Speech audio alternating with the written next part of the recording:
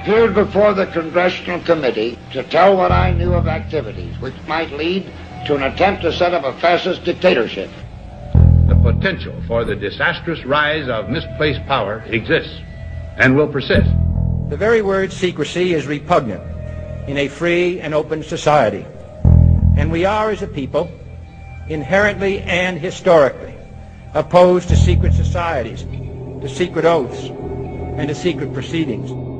President Bush signed a formal agreement that will end the United States as we know it. And he took the step without approval from either the U.S. Congress or the people of the United States. The secret organizations of the world power elite are no longer secret. It's known as the Bilderberg Group. Could their objective be world domination?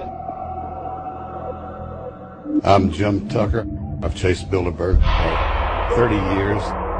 I'll never give up the chase.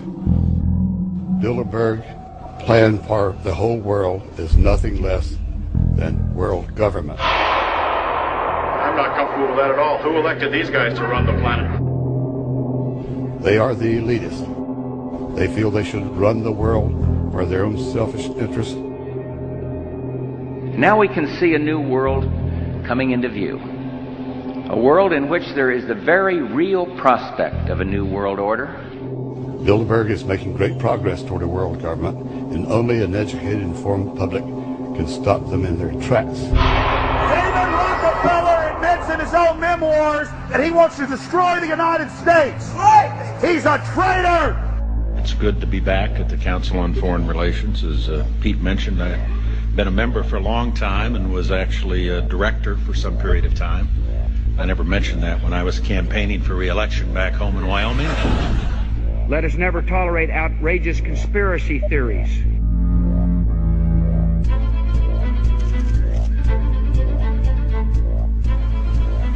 I need you to move off the property, please. Some shots were fired.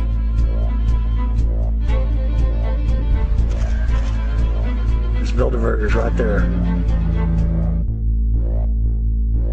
The Trans-Texas Corridor is a vital part because we stop here in Texas. We stop the new world order right here in Texas. This thing started here. And to save this country, we kill this damn thing here.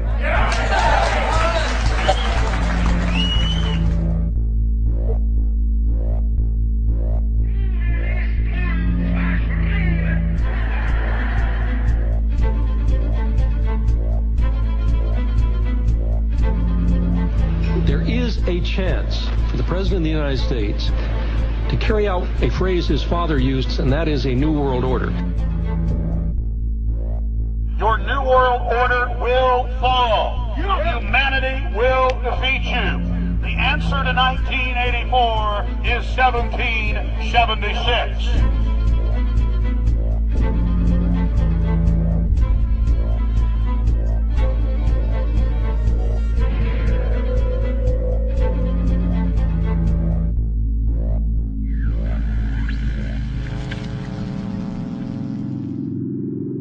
In the near future, Earth is dominated by a powerful world government.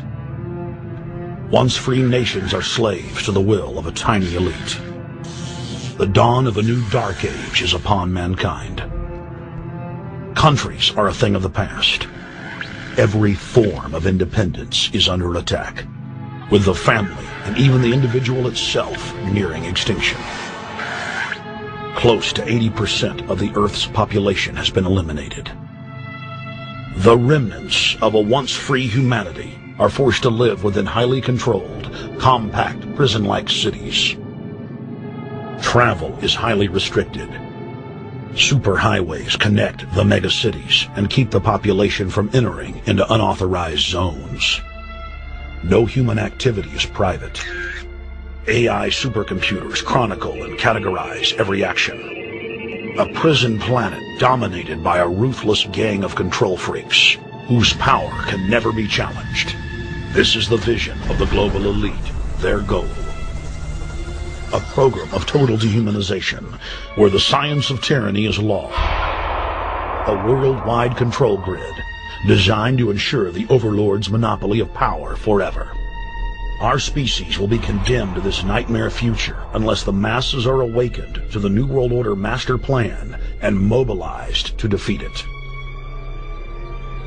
Erected by a secretive group, the Georgia Guidestones are a testament to the elite's plan for a world religion, global laws, with a global court and army to enforce it.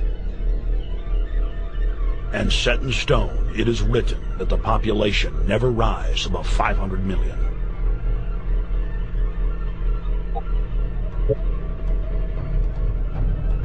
In this film, you will learn how our world is truly governed. You will see how highly secretive roundtable groups interlock to form a global intelligence network.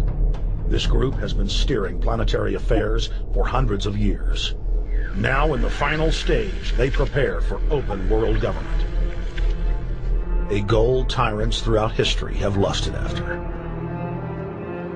Dr. Michael Kaufman is a published ecologist specializing in ecosystem research, forest ecology, and ecosystem classification. Dr. Kaufman played a key role in blocking the ratification of the Convention on Biological Diversity in the U.S. Senate. The concept of a New World Order has been around for centuries. It's been receiving tremendous play over the last half of the 20th century. George Bush, the first senior president, George Bush, used it a lot in his speeches and really implies that he really wants to see a order in which we have a universal or a global type of governance in which every human being on planet Earth is ultimately responsible to policies that are being formulated at the international level. It is a big idea, a new world order.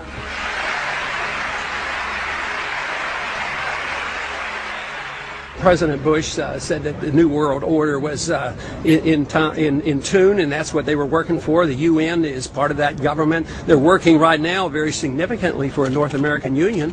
That's why there's a lot of people in Washington that don't care too much about our borders. They have a philosophic belief that national sovereignty is not important. It's also the reason I have made very strong suggestion that we need not be in the United Nations for our national security.